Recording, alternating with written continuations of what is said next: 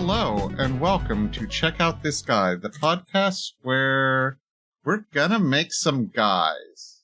My name is Izzy, and my pronouns are she, he, they. What's up? I'm Emery. My pronouns are they, she, he.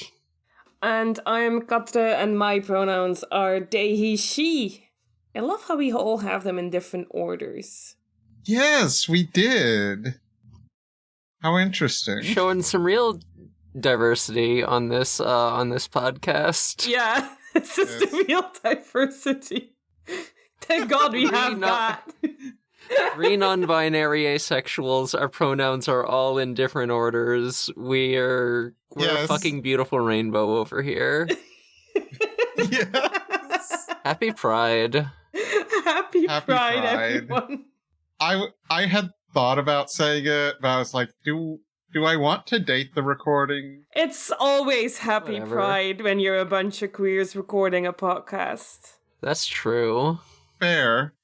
Okay, so we're gonna do a thing today, and that thing is I have a race of funny little guys in the Isoverse called the F.A.E, former AI entities. It's an acronym. There will only ever be 14 of them, because that's just unfortunately how many of them it is possible to create, and one of them kind of never alive. So that's sad. Yeah, so that's like little guy and gal and ones that we made up, I think on the podcast, Sim and Sparkleheart and Sugar Plum Dart. So basically,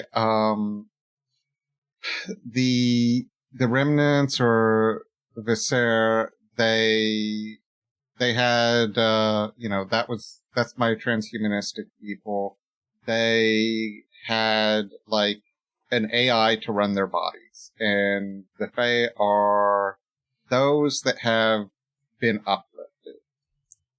And so that's why there's only a limited number of them. And they can basically beat anything physically. And y'all have any questions? I just kind of rambled there for a minute. No, I'm following. 14 entities. So are F.A.E robots? I know I Yes said that. and no. I said that question just to annoy you. I hope you know. Yes. It would be dependent on the individual F.A.E, whether or not and how much the being called a robot would offend them. Okay. There is one named Null, who is just a floating sphere and pretty mechanical. Null would probably not mind. Okay. So there's one robot asterisk. Gal would get mad at you. So are their bodies like entirely mechanical, sort of Yes. biomechanical? What? Entirely mechanical. So basically here is our kind of status. After everything is done, not counting Xenu, there are 2 remnants on Isa. Who they are, what their deal is, I am leaving up to Morg, actually, if they want to mess with that. If not, they can just be mysterious and exist. Those 2 would have, like, purpose-built bodies that the intelligences were inserted into. Same deal for Cinnamon and Sugar, because, well, the party fucking killed those remnants. They killed them very good. I will say rip again. Yeah. Well, no. Unless it's Rip and Piss. Rip and Piss it is. Yep. they were assholes. Like most remnants. Possibly all remnants. I get to make an asshole today? If you also want to make a remnant, you could do that too. Oh, I'm loving this more and more. So yeah, like we have 2 that could possibly be purpose-built bodies. The other 4 that are currently undefined, they would have inherited the remnant's body because that remnant's brain was basically removed and permanently in VR. Uh-huh. We do weird things in our campaigns. You got it. Why would you do normal things in campaigns? Okay, Don't know. I've been having some thoughts. I think I'm in a place where I'm ready to start. Yeah. Because I don't know if you've heard this, Gotcha. Remnant bodies could potentially be anything. Transhumanistic society, fully artificial bodies, and, so long as you could pay for it eventually, and hey, you're functionally immortal, so you're going to be paying someone a ton of interest over time. Mm-hmm. You can have your body be whatever you want it to be. You just gotta purchase the licensing for all of your modifications that you want, and the body kind of can reconfigure and reshape itself. It's got like a little tiny factory in there. That's So basically, your choices here are effectively limitless. Are all these robots by definition trans, or is it impossible? Oh, sorry, not robots. Are all these entities by definition trans, or is it impossible for any of them to be trans because they could at any point be anything anyway? Interesting that you ask that question. This is what I think of anything that can shapeshift. I look for how I can make this a trans allegory for me. Oh, yes. I made a very good trans allegory by accident. And I did it so hard that everyone assumed I was trans, and turned out they were right. That was fun. So, Viserys Society gives, no fucks about gender, only how much you can be exploited for someone above you's benefit. However, just the way it's worked out for all the ones I've made, the F.A.E. has ended up being the opposite gender of the remnant that they came from. Uh-huh. So there is some very direct trans allegory going on here. Mm-hmm. Yeah, trans allegory on top of the trans allegory. Damn, you get to be double trans? It's trans all the way down. I love it. This was all accidental. Those are the best ones. My new F.A.E. is named Tits McGee. They eat estradiol to survive. You came prepared with That's a not name? true. That's not true. That was a joke. Okay, Emery. Tits McGee If you could have seen my face, a good name. I was like, please. I was like, please don't be a chaos entity on this episode. No, I have a real idea. Dial it back a little bit. I have a real idea, and my real idea is bats. Bats? Okay. You choosing bats. I am shocked. Uh-huh. Damn, have you ever thought about bat personas and how they kick ass? Anyway, this is sort of based in an idea I had long time ago. during the interstitial campaign that Izzy was running. Originally, I wanted my character, Professor Vortex, to create a F.A.E. That was a consciousness distributed across like the bodies of like multiple different mechanical falcons. But that idea didn't end up going anywhere. So it sort of did. It sort of did. I mean, that's why cinnamon and sugar are verbs. That's true. But yeah, I kind of wanted to do something similar with a distributed consciousness, so that's what I've been thinking about for the last 11 minutes. And, you know, I landed on bats. I want a guy that is several bats. Do they wear a trench coat? Who could say? Maybe sometimes.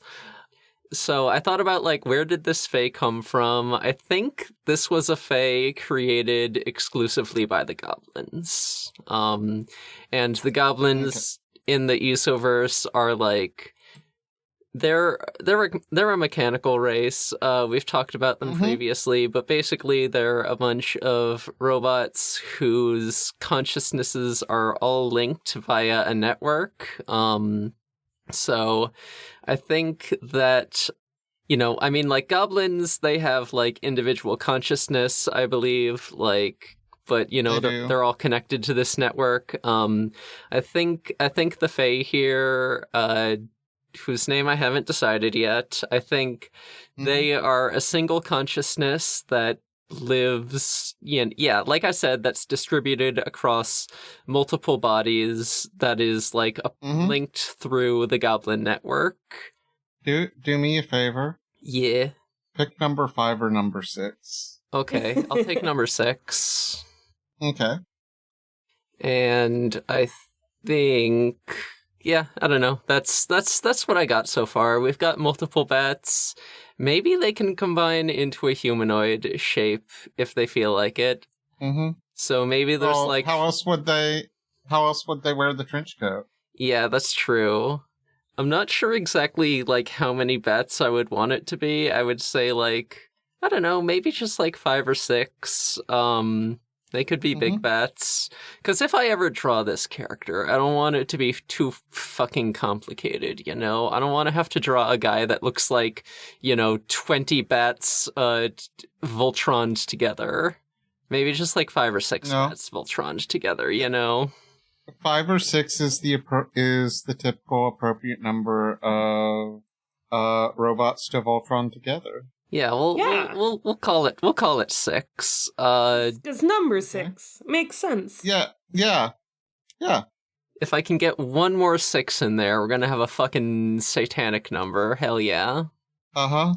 Yeah. This is funny to me because I am gonna date this episode. We're super close to my actual real life birthday, which is 6/6. Ooh. And I already told someone this today, but I was in Catholic school in 2006.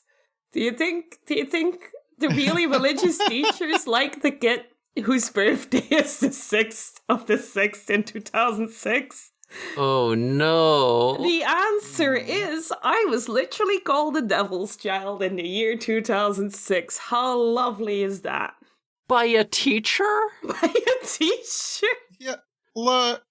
Hey, but you weren't born in 2006. I wasn't, but I was also really insufferable. That's like, yeah, but that's just extra stupid. Oh man, I baked cakes and she showed up in class like, today is the day of the devil. Like, okay, I guess.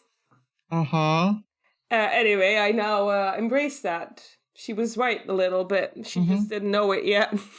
Yeah. I mean, I enjoy listening to Ghost occasionally. Hell yeah. How do we get another 6 in there? How she's Vortex's 6th girlfriend. Oh. That'll do it. Yeah, being number 6, that would mean, well, you've given her, you've said girlfriend, you've said she, so you have gendered her, That's right. and yeah, Vortex's sixth girlfriend. Wonderful. I mean, What happened to the other 5? by human standards, she would be of age by the time any of this would happen, so we're good. Yeah. Okay. Shall I spit some ideas? Yeah, go for it. I think I just need a name for this character, but yeah, let's let Quattro go. I was also thinking, what if, because it's limitless possibilities. Mm-hmm. And I've been thinking that I want to make a guy who's not actually a person. So I would want, I don't know. I was thinking of a seed, but if it's AIs, then I guess it would be like a virus kind of thing. And if you leave it somewhere long enough, it will start expanding and taking over wherever it is. I just want it to go really slow so that he never actually gets put on a person, so he's always stuck as like a building or something. So like that's making me think of like almost like a nanotech fungus. Yeah, basically that. But really slow. Hell it's yeah. so important to me that the process of growing is like super slow. So cars? No, that goes too fast. A tricycle, maybe, if no one rides it for a long time. But it's gotta take so long so that it can never actually be on a thing that is moving. He is stationary, and the only way to maybe sometimes people make him leave, but to do that you gotta pick up the seed. And at some point, you gotta put it down somewhere. And any prison you put it in, he will eventually take over and then become the prison. So, I mean, they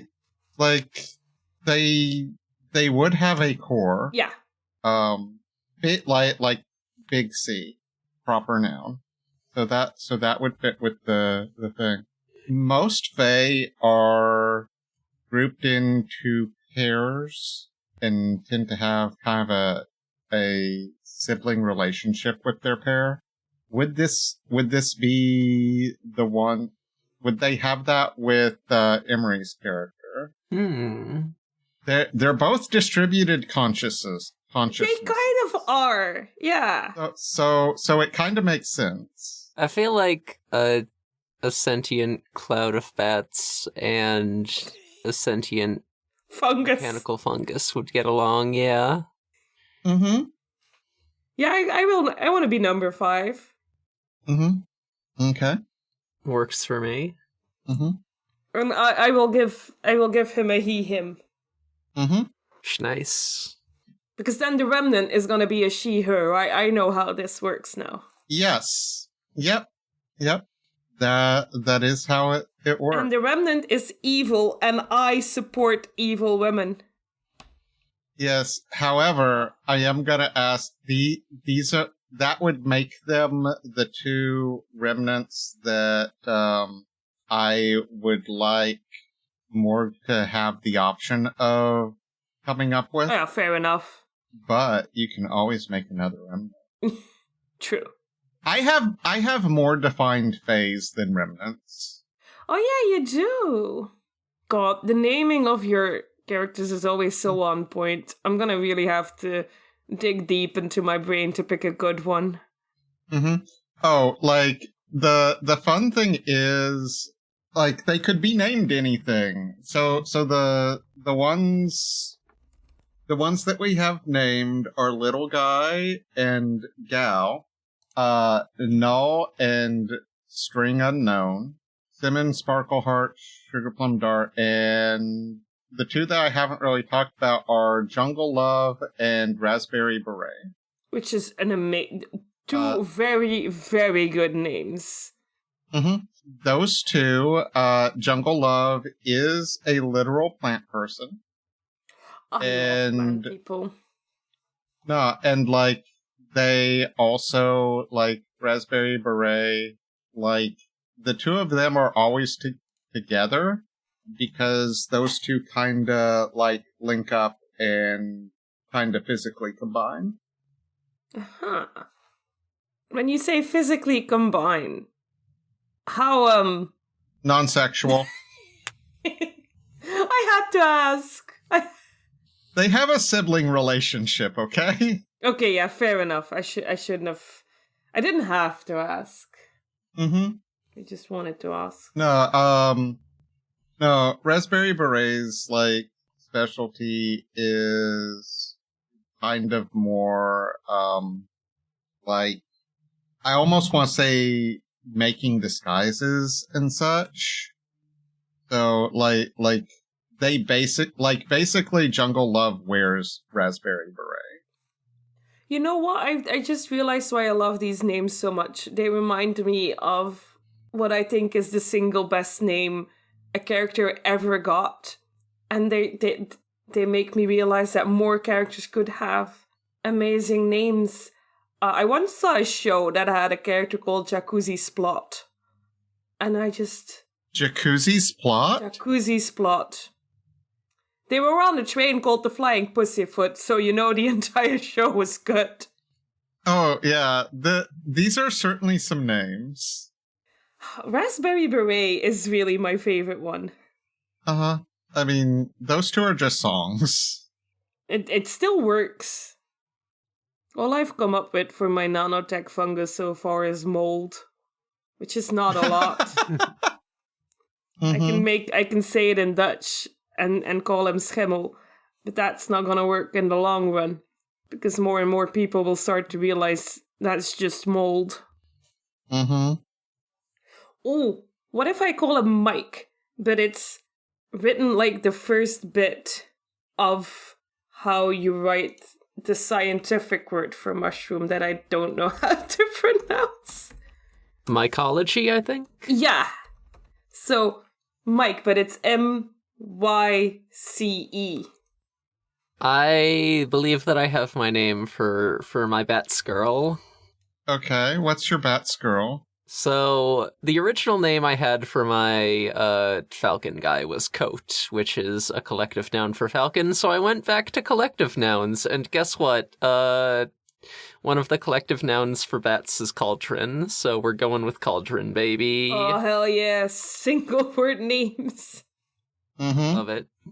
Love a name that's just a noun. So, Cauldron and Mike. Mike. But Mike written the worst way you could have written it. MYC. And an E after... an E after that. So that it really defies English spelling. Oh. Like, just like that. I thought was like pronounced mycelium. That could be true, but I still think it should be pronounced Mike. Uh-huh. He's just a normal guy called Mike. Uh-huh. Who is also a nanotech fungus. Uh-huh. I do like that you are the one that made the character that when I look at it, my brain wants to read it as mice. Nice. Maybe Mike is mice, you know? Mice. Fungus rodents? Oh, fungus rodents. You know, it's gotta look like something when it grows. And I was thinking it can look like vines when it grows, but maybe it's gotta look like tunnels that were dug by mice. Mm-hmm. And if you look really closely, maybe the absolute end of one of those tunnels looks like an actual mouse. Singular noun, an actual mouse. I tried to make a horror, but I made it cute. Yet again. Yay. Uh-huh. Mm-hmm. Who's to say that horror can't be cuties? Yeah. I mean, Emery kind of made a vampire. Sort of. Sort of. I don't think that Cauldron eats any blood. No, but I mean, the original concept for Xenu was robot vampire. Yeah, so true. It works. Okay. We made a couple guys. We made a sibling of guys, because we're sibling related now. Mm-hmm. Yay. Mm-hmm. Yay. I had the idea that Cauldron, like, because they're distributed, because they have, like, this huge network connecting them, maybe there's just, like, 3 or 4 of those guys hanging out at Goblin Spires at any time. And, you know, maybe 1 or 2 just, like, you know, can just, like, hang around with mice, you know, keep him appraised of, you know, goings on in the world. Yeah, and you know what? When the building that Mike is threatened, Cauldron can actually be the reason he moves. Yeah, yeah. Mm-hmm. I feel, is this a situation where, like, Cauldron could just, like, grab a fucking... If mice was, like, seriously in danger, if, like, the building was about to be, like, you know, incinerated or something, could mice just, like, grab a handful of spore... Or could Cauldron just grab, like, a handful of mice spores and just transplant them something else and mice will completely regrow in, like, 100 years? I think we do need the core. Okay. Yeah, like, you got 1 core and you gotta keep it. The funny thing is, like, technically, if F.A.E. chose to make use of their core, they could at any time just completely change what their body is. Fair enough. Mike will just push up that core if necessary. Mm-hmm. Yeah. So, like, Mike at any time could decide to have a more mobile form. He just doesn't. Mike could just turn into a big dungeon meshy mushroom with legs at any point, but he chooses not to. He will never. Yeah. Gotta stay dependent. Wow, you made the laziest guy. Finally. I love it. Hooray, we did it. We made good guys. Yeah. Now, Gotcha, we had talked before recording that you might choose to play this as one of your guys for Emery's campaign. Can I still do that even though I made one that will never move? Theoretically, you could. I mean, someone could carry Mike for the entirety of the campaign. True. Yeah. I'm willing to give it a go and fit this fungus into a game system. Yeah. Hold on, I just had, like, a funny idea. So there are undead in the world of ESO. Is there any situation in which there's just, like, maybe, like, a skeleton that just, like, has some mice fungus growing on it, and they're just buds, and, that they just give mice some temporary mobility? Temporarily, because he will hate it. He hates having mobility. Yes. We're gonna have to come up with a very good reason why Mike is mobile. Yeah. And at any point when he doesn't want to move, he's gonna lose the leg bit and be like, oh no! Oh no, I cannot walk anymore because I've lost these precious leg appendages. No, I can't reattach them. That takes forever. Someone will have to carry me. No, but he could theoretically possess a skeleton. Yeah. Emery, do you also know Fellowship?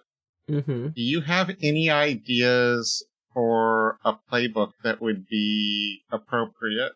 Oh God.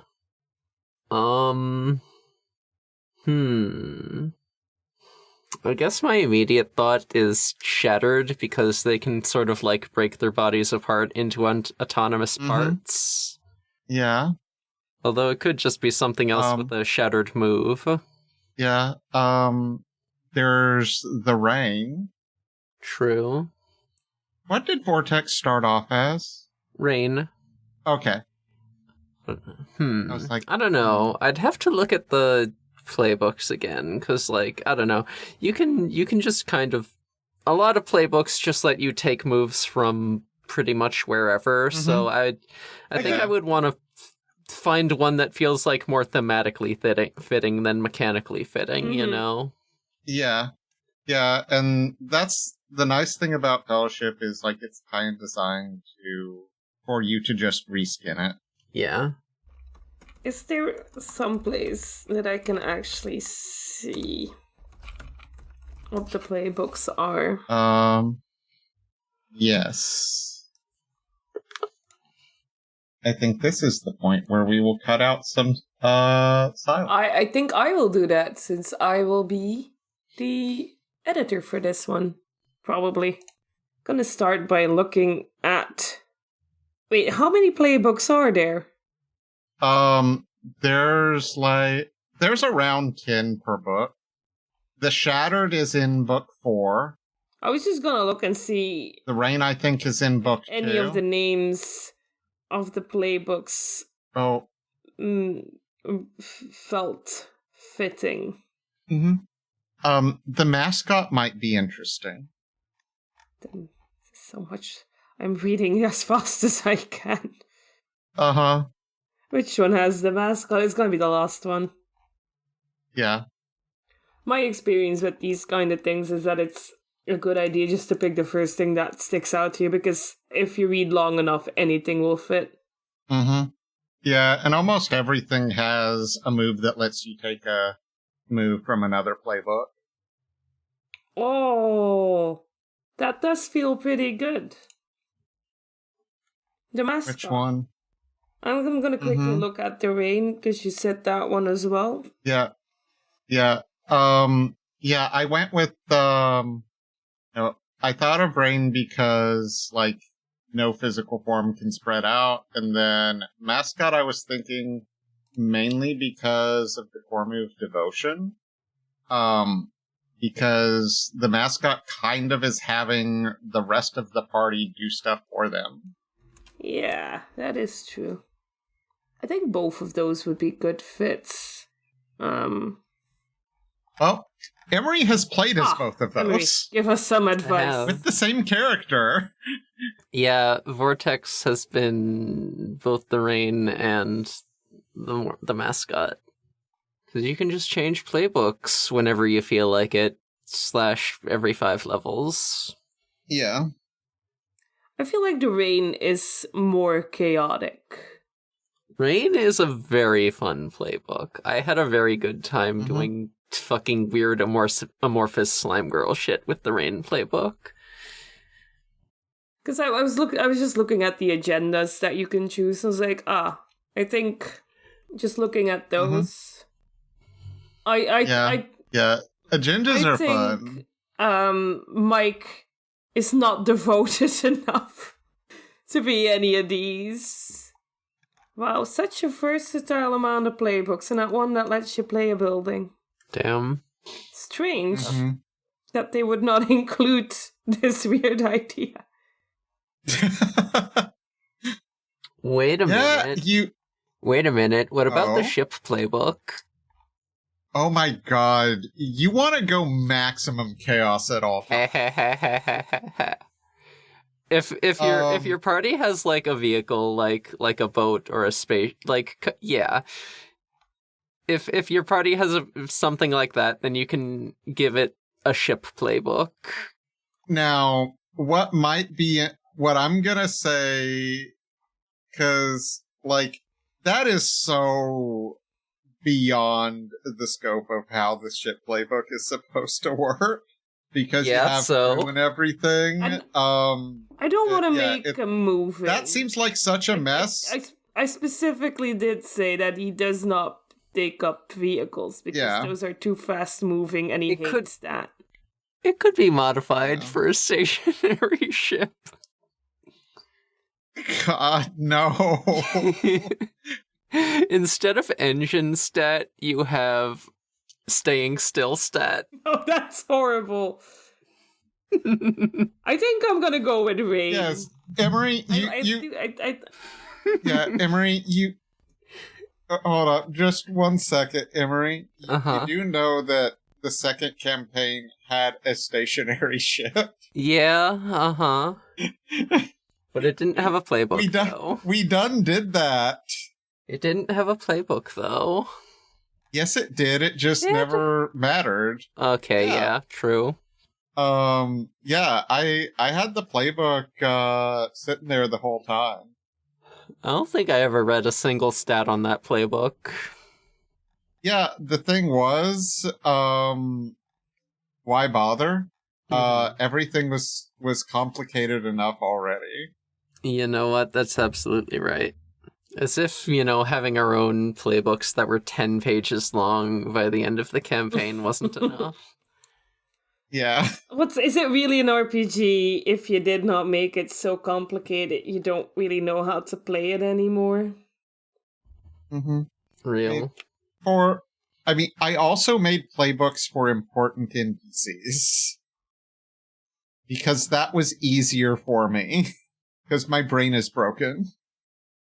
It is fun how the first book has very normal sounding characters, and then that does not happen in any of the following books. Yeah, it goes places. Yeah.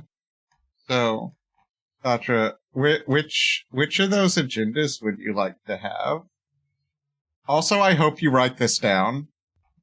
Because I'm not gonna go that far. Will open a quick little doc. There we go.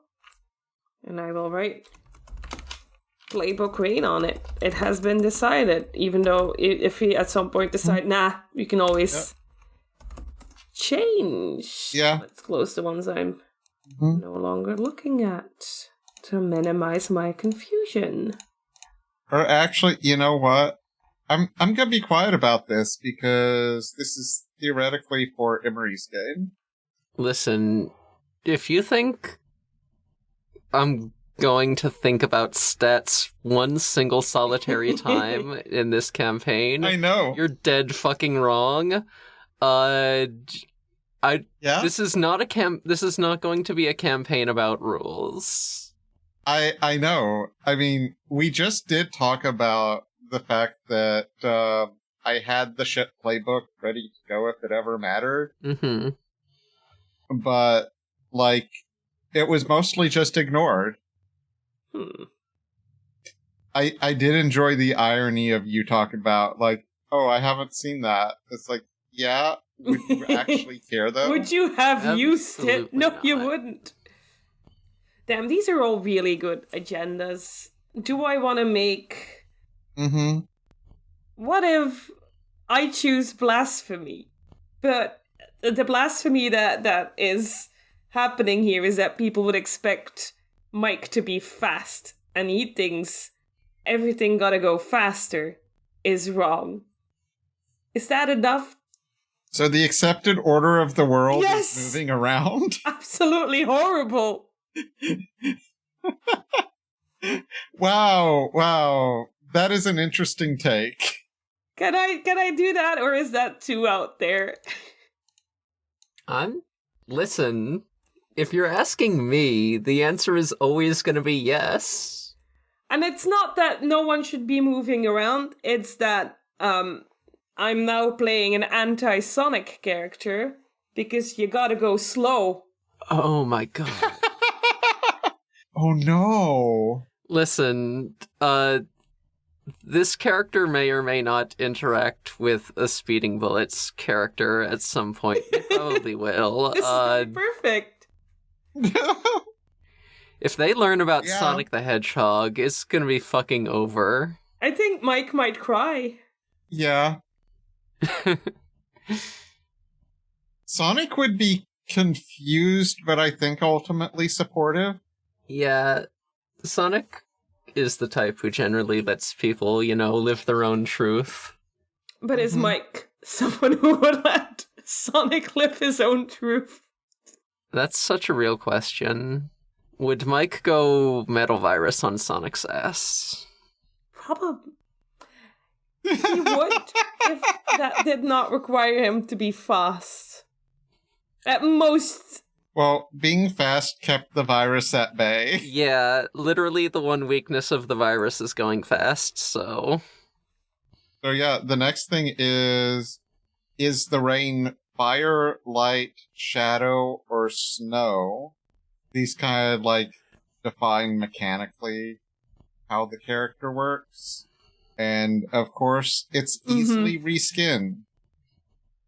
Shadow, without knowing anything about these mechanics, Shadow is the one that stands out to me because, as we all know, fungi love the dark. I was also looking at Shadow because I described it as it looks like a little mouse duck. Uh-huh. Yeah. Yes, so that would make it if you're submerged in rain or water. Basically, if you are submerged, you are invisible. I'm just copying the things that we're deciding about, and then when I have time, I'll go back and reskin all these moves for fun. Yay. Yeah. You carry whatever counts for food among your people. I don't think Mike eats, per se. Well, they gotta, sort of, integrate some sort of inorganic or organic material in order to, grow and spread even over time. What if Mike actually has to eat mold? Okay. One of the weapons is enzyme, so I gotta pick that. Yeah. I mean, you gotta pick 2 custom moves and then the gear, and that's pretty much character. Damn, Fellowship has a lot of things you gotta choose. Yeah, really. Imagine playing a character with 4 playbooks. It is also so much simpler than say D&D. Oh, true. God, I hate making a character in D&D with how at a certain point it's not fun anymore. You're just sticking boxes. I'm also taking the water jets because I love the idea that I'm just gonna throw shit at people. I will not be moving, so I gotta have ranged weapons. Choose one defense. I am going to pick the acidic one because I feel like Mike can probably choose to destroy whatever he's using as his housing. What if that's why he has to move every once in a while because he does not take good care of his houses? He just accidentally disintegrates. It's like, oh shit, there goes another one. Aldrin, can you move me again, please? This is getting embarrassing. The need to move, but hating movement. I can be famous? Yeah. Oh, what are you choosing for your truth? I gotta choose a truth. And these are all really good. But the last one, you cannot be ignored, could be so fun if I'm in a building and people don't know that Mike's the building. Oh, I gotta pick you cannot be ignored. I remember that Vortex had that one. Oh, she sure did. It's fun. It'll be so good for Emery to be on the receiving end of that.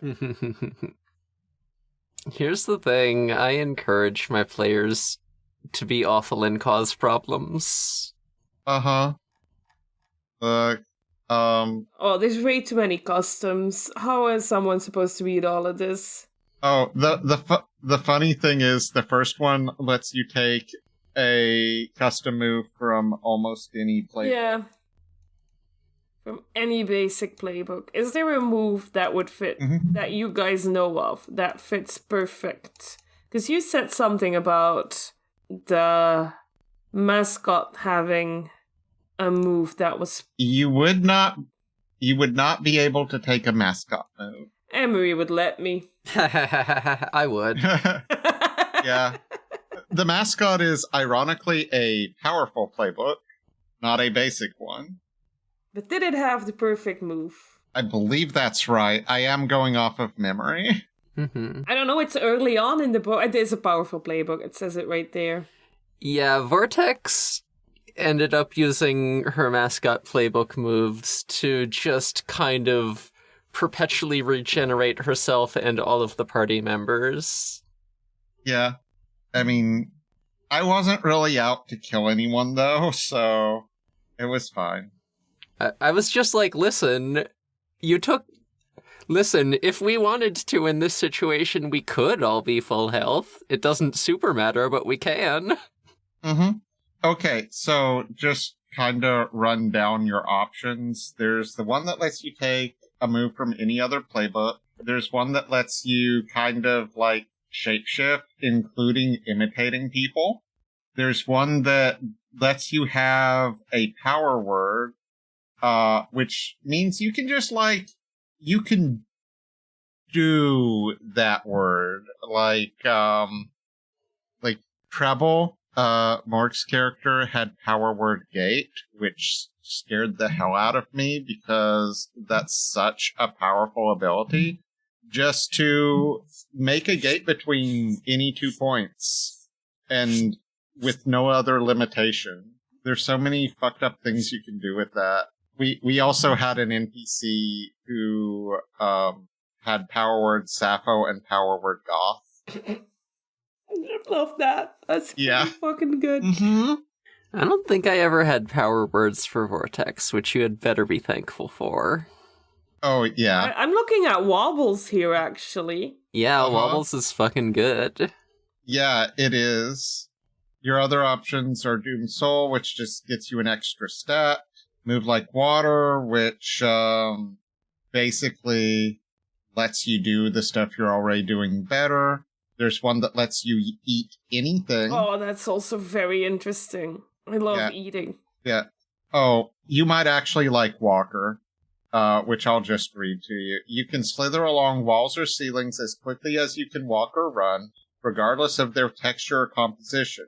When you cling to a ceiling without moving, speaking, or attacking, nobody will be able to notice you unless they already know you're there. Oh, I gotta pick that one. That's too perfect. Yeah, that seemed like what you were wanting to do. There we go. It has been copied and pasted. Oh, well, I don't need to read the rest of it. I'm not leveling up yet. I mean, the character I'm running is going to be like level 8. That's a lot of level in Fellowship terms. Yeah? I mean, you said go for it. I sure did. I mean, I have other Fellowship characters that are level 20. How do you even get to level 20? My god, don't you run out of advancements by then? Vortex, I think, was at least level 20. I mean, yeah. But Vortex had, 4 playbooks. Yes, exactly. Oh my god. Why would you make up a character with 4 playbooks? That's just fucked. Because it was a game about big damn heroes saving the universe. Yeah, I guess. Okay, I think I wrote down everything that I need. And I see that it is late. So unless anyone else yes, it is. has something that they want to say, how about we wrap this one up? Put Mike and Goldrun to bat, unless Goldrun also needs... No, I refuse to make a character sheet for Cauldron. They're not going to be in anything. I will drag Goldrun into this campaign and force you to make a sheet. Well, they would be an NPC. Yeah. As if you would not just improvise. Yeah, exactly. It's like, I know what their fucking deal is. Like, why do I need a character sheet for it? They're an NPC. Anyway, I'm Emery. I've got podcasts and stuff. I haven't posted anything in a while. You know the deal. Who's next? I'm Izzy. Come to Discord. That's it. This is the only thing I do. Don't find me on social media. I've recently discovered the joy of just posting thoughts and threads in random Discord servers. Delete your social media. Go back to message boards. God, I wish. Go back to IRC. Yeah. Go back to Usenet. This is an Nature is healing. Nature is healing. Ignore all the social media I still have. I have a problem. This is a noisebase.xyz podcast. And there's loads of good podcasts on there. And I could read them to you, or you could just look them up yourself. Emery played some Diet Coke in Lilith's House of Snacks for me, and it was very good. Oh yeah. Yeah, I've been saying this. It's a good fucking show. I have so many other podcasts that I'm midway through, though. Fair. I have not been listening to podcasts because I've been obsessed with reading. Nerd. I know, it's the worst. So I really gotta go to bed after this podcast and not read my last 400 pages. All right. And I will not make it work. All right, let's wrap this one up. I think we said everything. Peace out. Peace out. We did. Bye. Bye.